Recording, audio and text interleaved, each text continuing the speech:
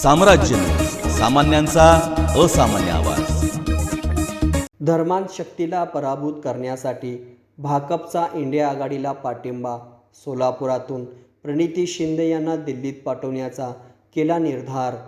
सोलापूर लोकसभा मतदारसंघातील निवडणुकीची रणधुमाळी आता रंगात आली आहे। या मतदारसंघात दिवसेंदिवस इंडिया आघाडीच्या उमेदवार प्रणिती शिंदे याची ताकद वाढताना दिसून येत आहे। मार्क्सवादी कम्युनिस्ट पक्षाने यापूर्वीच शिंदे यांच्या पाठीशी आपली ताकद उभी केली आहे। आता भारतीय कम्युनिस्ट पार्टीने देखील आपला पाठिंबा जाहीर केला आहे। देशातील धर्मांध शक्तीला पराभूत करण्यासाठी भाकपने इंडिया आघाडीच्या उमेदवार प्रणिती शिंदे यांना पाठिंबा देऊन मतदान करण्याची भूमिका शनिवारी स्पष्ट केली।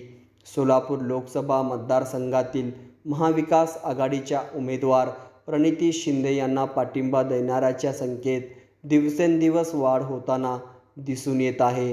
सुरुवातीला मार्क्सवादी कम्युनिस्ट पक्षाने प्रणिती शिंदे यांना आपला जाहीर पाठिंबा दिला।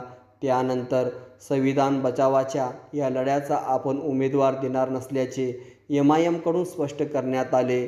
तर दुसरीकडे वंचितचे उमेदवार राहुल गायकवाड यांनी देखील संविधानाच्या लढ्यासाठी आपला उमेदवारी अर्ज माघार घेत असल्याचे स्पष्ट करत निवडणूक रिंगणातून माघार घेतली। तसेच आम आदमी पार्टी, समाजवादी पक्ष हे देखील इंडिया आघाडीसोबत आहेत। त्यामुळे प्रणिती शिंदे यांचे बळ अधिक वाढले आहे।